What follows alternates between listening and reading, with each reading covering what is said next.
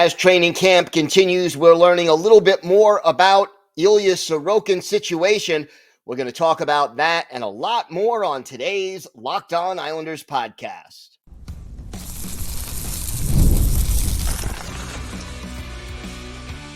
Your Locked On Islanders, your daily podcast on the New York Islanders. Part of the Locked On Podcast Network, your team every day. Welcome, everybody, to the Thursday edition of the Locked On Islanders podcast, part of the Locked On Podcast Network, your team every day. I want to thank everyone who makes Locked On Islanders your first listen every day.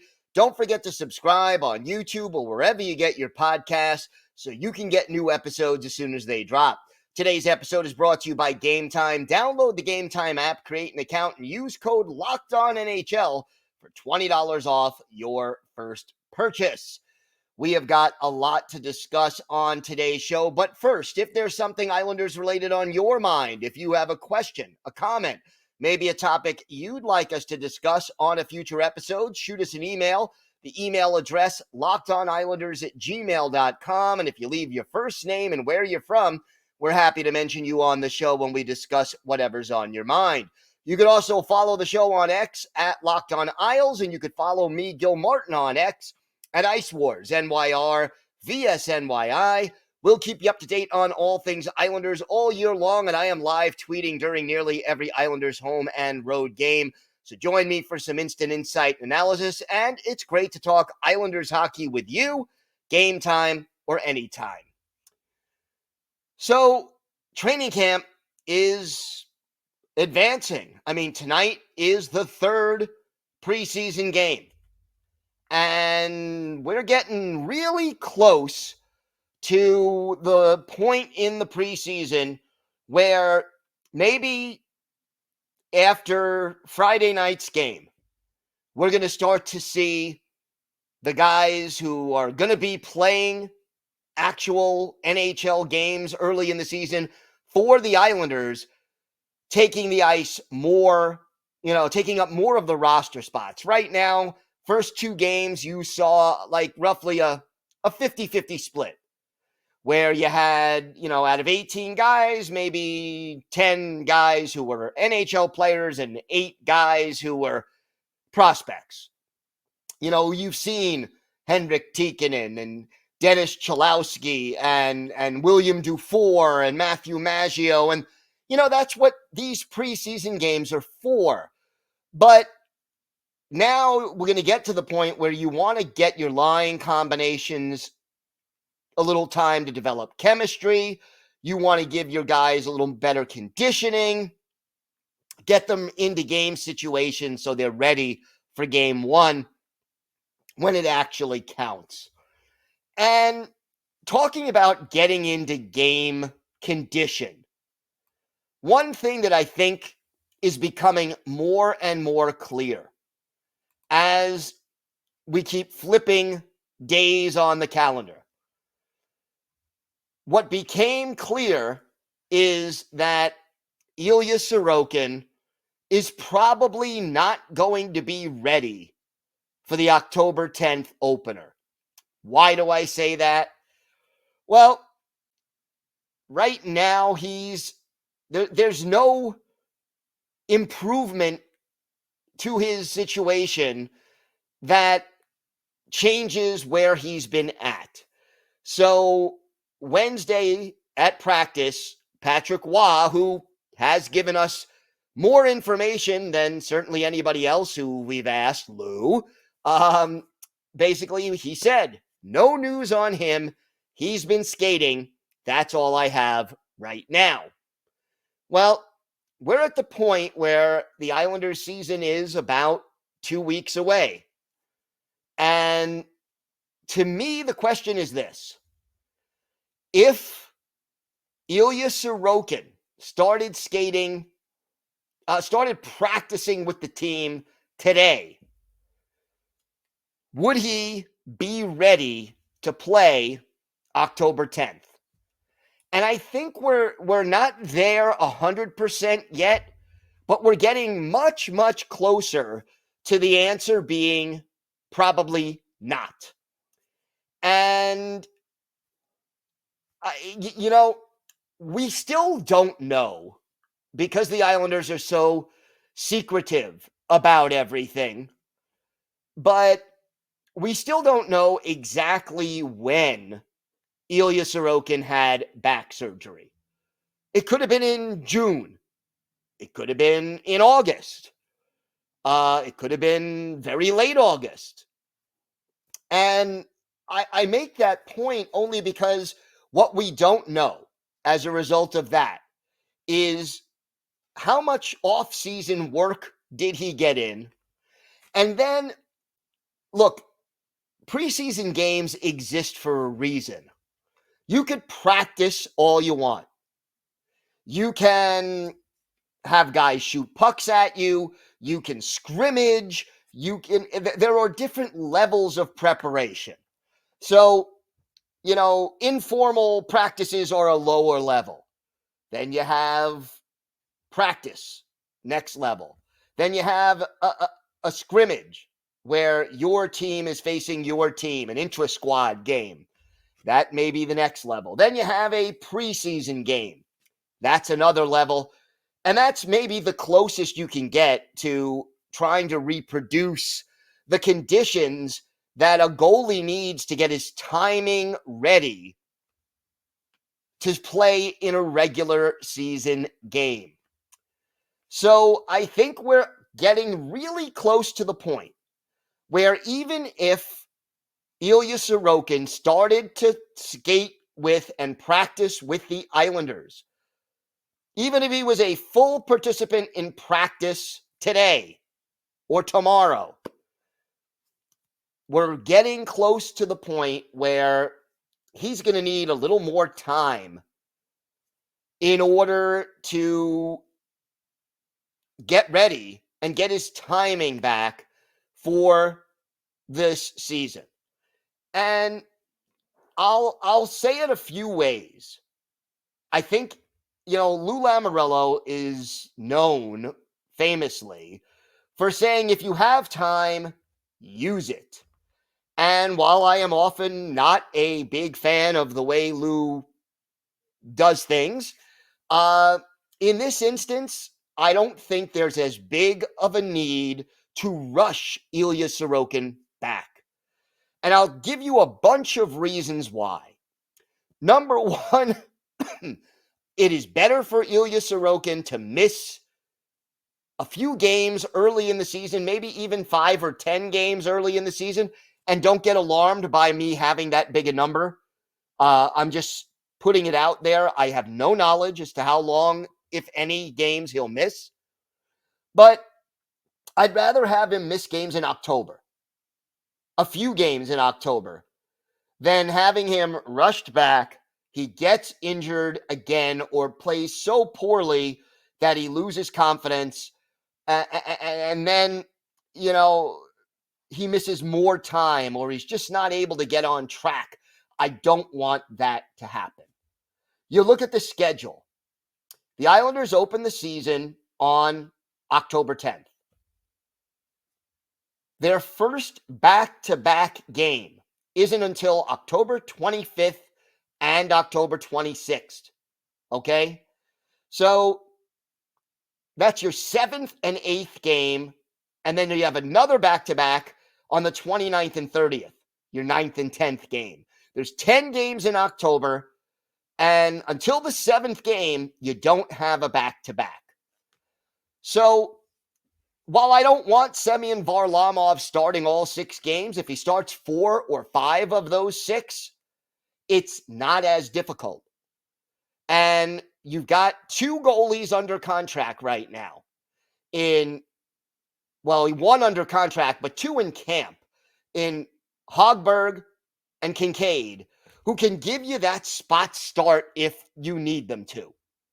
So, if Varlamov starts 5 of the first 6 games, or 4 of the first 6 games, and then you get Sorokin back in time for those back-to-backs, and he's able to practice and do a lot of other things, that works to the Islanders' long-term benefit, assuming Varlamov is healthy and playing well. Look, he looked really good against the Rangers, didn't give up a goal in 30 minutes of action. Okay, it's preseason, but he looks sharp.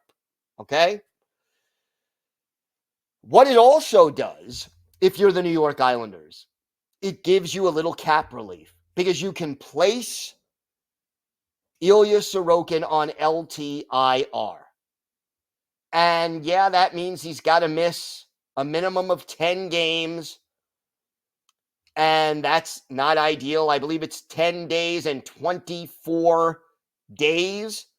So, okay, if that's the case, he's gone for October and into maybe early November. But each day he misses, you gain cap space. You can field a full 23-man roster instead of fielding 22. You end up with a healthier goalie who can, get back into shape. You may even send him down to Bridgeport for a game on a conditioning stint, maybe two. And by the time he's back in early November, you're into the swing of things. So I think in the long run, that is more likely to happen. And getting remember now, here's the other thing. Ilya Sorokin has not just missed the last, week of training camp or 2 weeks of training camp, week and a half, whatever it is. He also hasn't been able to do the normal off-season program that he does. So you put him on LTIR. He misses October, maybe a couple of the games early in November, and you gradually get him back. And then here's the bonus, assuming that the back holds up, you get a healthier, less run down Ilya Sorokin come March, April, hopefully into the playoffs. Then, he's not as worn out. And that's another long-term benefit for the New York Islanders. So, as it becomes increasingly apparent that it is very unlikely he'll be ready for opening day, the Islanders have to figure out the best way to handle the situation. I think LTIR is the most logical, but even if it's not that, even if he's just available as the backup from game 1 or from game 4 or 5, whatever it is, I think what we know now is not that it's definite, but that it's highly unlikely that Ilya Sorokin will be ready for the first game on October 10th against the Utah Hockey Club. All right, we have got a lot more to get to on today's show.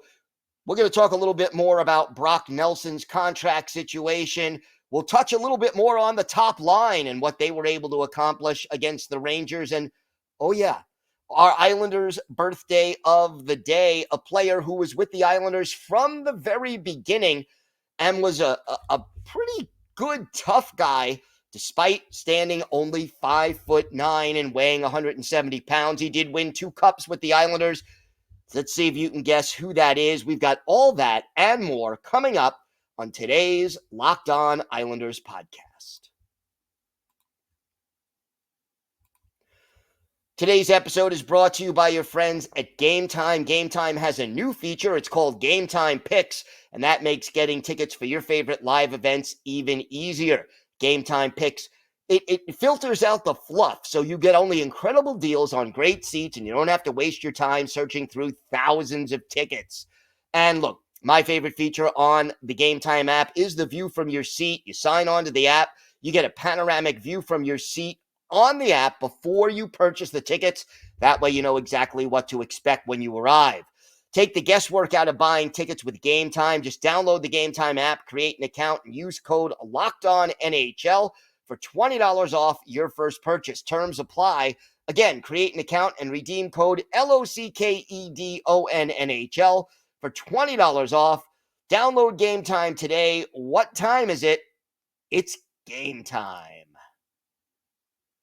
Today's episode is also brought to you by your friends at FanDuel. Hey, NFL fans, you could start the season with a big return on FanDuel, America's #1 sports book. So when you get a hunch in the middle of a game, you could check out the latest stats, view live play-by-play, and so much more on the very same page where you place your bets. You'll get started with $200 in bonus bets guaranteed when you place your first $5 bet. And this is a great time for betting on sports. You've got baseball winding down, the playoffs just ahead, college football, pro football in full gear. Hockey is just getting started with preseason and futures. Check out all the latest odds at FanDuel. So you'll get started with $200 in bonus bets guaranteed when you place your first $5 bet. Just head over to FanDuel.com and check it out today. FanDuel, America's #1 sportsbook. So one of the things we were discussing, everydayers know throughout the offseason, is that, the Islanders have a lot of decisions to make when we get to next offseason. And, Kyle Palmieri's contract is up. He can be an unrestricted free agent. Noah Dobson and Alexander Romanov, they can be restricted free agents with arbitration rights. So you got to re-sign them. And then the big one that a lot of people have been talking about, Brock Nelson, who has led the team in goals the last few years, who is, 32 years old, 34 goals last year, 36 the year before, 37 the year before that.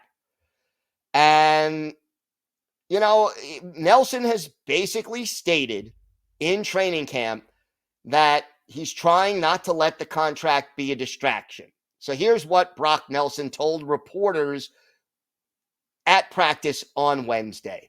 I've been here a couple of times, and I think preparation, mindset, all stays the same. It's an ongoing process of just trying to fine-tune your game, be ready to go when the season comes, be a big part of the team, contribute, raise the bar, and keep pushing. Try to make yourself and everyone else better and push the team. That's about preseason. But then when he was asked about his negotiations, I'm indifferent, he said. I mean, I know that's the backside of it, but at the same time, right now, it's about coming in here, working, playing, having fun, and worrying about your game. So all of that will sort itself out. I'm pretty comfortable with Lou and have a great relationship with him to sort things out and see how they play out. So for me, there's not a whole lot of thought that goes into it. And then I go home and get to be with the kids and not think about the game, which is great. And I think this is a healthy attitude. And what we don't know really is how much of this is based on the fact that Lou Lamoriello previously has said signing players to extensions is not our priority right now. And I think it's true that Brock Nelson knows, hey, right now, Lou is not worrying about signing me, signing Noah Dobson, signing Alexander Romanov, signing Kyle Palmieri to new deals. And it doesn't make sense, really, for Lou to do that. He keeps more flexibility if he waits until later in the season, whether it's the ability to then to trade some of these players if the Islanders are out of contention for the playoffs and want to start a retool, or if negotiations are not going well. Overall, waiting until at least, let's say we turn the calendar year to 2025 to start negotiations in earnest, kind of does make a little bit more sense. You got Palmieri and Nelson, who are older players, so you want to balance that and not give them, a 7-year extension. Are you listening, Lou? You got that. And then you got guys like Romanov and Dobson who are younger, but they can't really go anywhere unless another team signs them to an offer sheet that the Islanders won't match. And I think, especially with a guy like Dauber, you want to be patient, because if he has a really bad season this year, or if he gets hurt, you don't want to give him, $8.5, $9 million a year for 8 years or 7 years, and then have him, only be a one-year wonder. And I don't think that's going to be the case with Noah Dobson, but you want a little bit of insurance, I guess, in that respect. So I think Brock Nelson is taking the right attitude. He's reading the tea leaves. I think he does have a certain amount of confidence that his relationship with Lou Lamoriello, his past negotiations with Lou, and his status with the team give him a certain amount of familiarity and comfort with the situation. And we'll see when and if the Islanders start talking extension with Brock Nelson. But outwardly, at least, Nelson is playing it cool, taking it easy, and just realistically trying to, take things in stride, prepare for the season. And I'll tell you this, if I'm Brock Nelson, one thing I do know, if I have another 30-plus goal season, whether it's with the Islanders or somewhere else, I'm going to get paid. And I'm sure, based on everything we know, he'd love to stay on the island for another 3, 4, 5 years, whatever the new deal would be. Not 7, Lou. But at the end of the day, I think Brock Nelson knows that if he takes care of business on the ice, he'll get paid off the ice one way or the other. And I do applaud his attitude, all things considered. All right, we've got more to get to on today's show. I want to talk a little bit more about Bo Horvat and Mathew Barzal and Anthony Duclair. They look really, really good against the Rangers on Tuesday night. We're going to talk more about that, plus our Islanders' birthday of the day, all that and more coming up on today's Locked On Islanders podcast. Today's episode is brought to you by Indeed. We're driven by the search for better, but when it comes to hiring, the best way to search for a candidate isn't to search at all. Don't search, match with Indeed.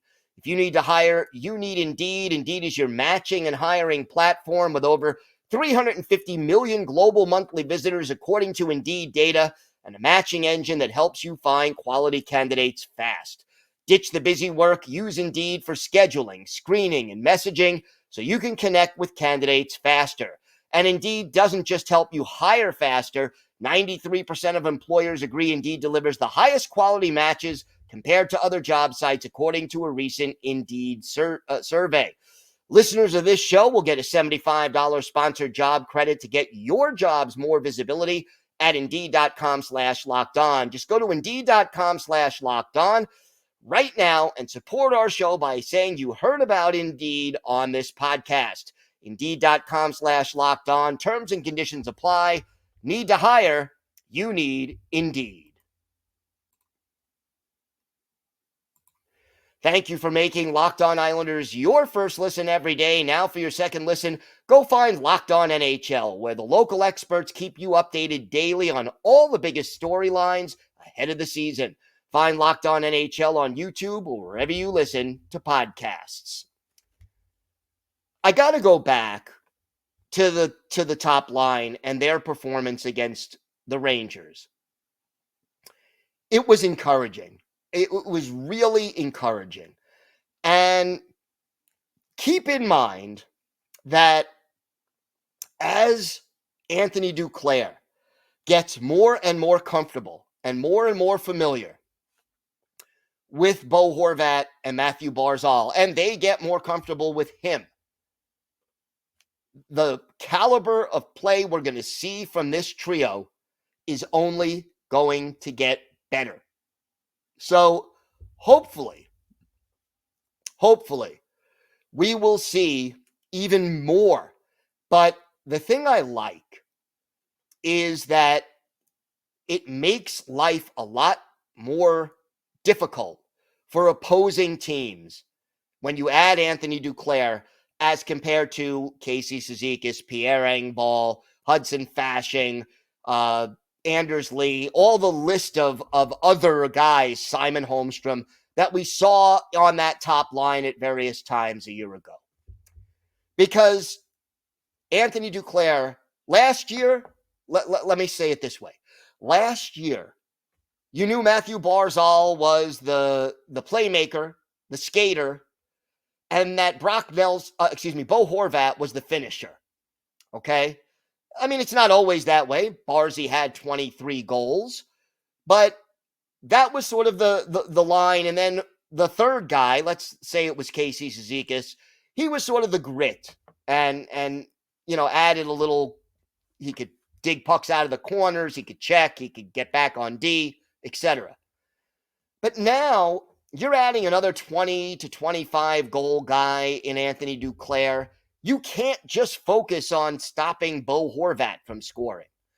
And while Mathew Barzal is the best skater of the trio, he's not the only one with speed now. Anthony Duclair will add speed so that if you try to take away Barzy, Duclair can carry the puck and create time and space with his speed as well. And he's not a bad passer. He's no Cy Young type of guy where he's going to have 25 goals and 12 assists. All of a sudden, this top line has more options, more speed, more talent, more depth. That's what you want to see, and it was great to see it against the Rangers. Hopefully, next time these guys are out there, whether it's tonight against the Flyers or Friday against the Devils, we will see more dynamic play with this top line, and I'm looking forward to every minute of it when it happens. By the way, tonight's game on NBC Sports Network, while Friday's game will be on MSG Network with the Islanders announcers. Time now for our Islanders birthday of the day, and today is the 72nd birthday of former Islanders winger Gary Howat. Gary Howat, a fan favorite throughout the 70s, drafted by the Islanders in the 10th round in 1972, the first draft the Islanders were part of. The Glendon, Alberta native, 5'9", 170 pounds, not a big guy. Made his Islanders debut that first year in 72-73, only played in 8 games, but became a full-time NHL player the following year and stayed with the Islanders through the 80-81 season.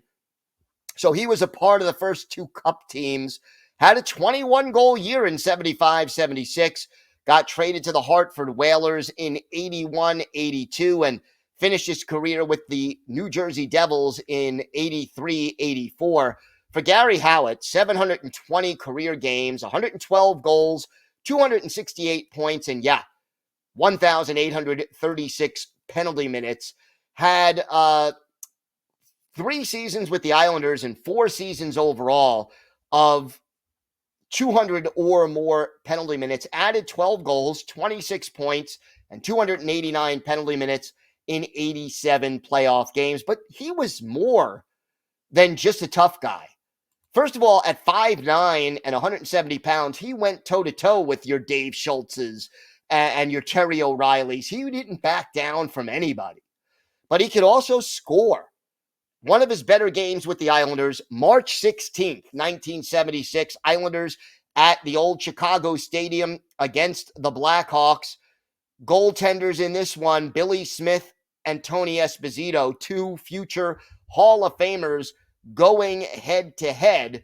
And Gary Howat, our Islanders' birthday of the day, he dropped the gloves with Phil Russell of the Blackhawks in the third period at the 6:21 mark, but he did more than that in this game. He also scored 3 goals, one in the first period, assisted by Jude Drouin, one unassisted in the second period, one in the third, unassisted, and then one more in the third from the captain, Ed Westfall. By the way, that was the 18th, 19th, and 20th goals of the season for Gary Howat. So a hat trick, a milestone to reach 20 goals, and the Islanders go on to beat the Blackhawks by a final score of 5-3. Howat gets the 3 goals on 4 shots, all of them coming at even strength.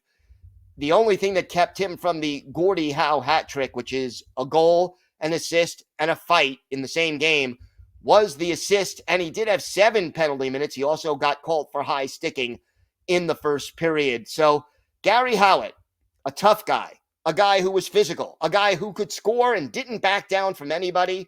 He is our Islanders birthday of the day. I want to thank everyone who makes Locked On Islanders your first listen every day. Everydayers, we're back tomorrow. We'll have our key takeaways from the game against Philadelphia. Plus, we'll look ahead to Friday night's game against the New Jersey Devils as the preseason reaches and surpasses the halfway mark this weekend. Until then, have a great day, everybody. Stay safe. And of course, let's go Islanders.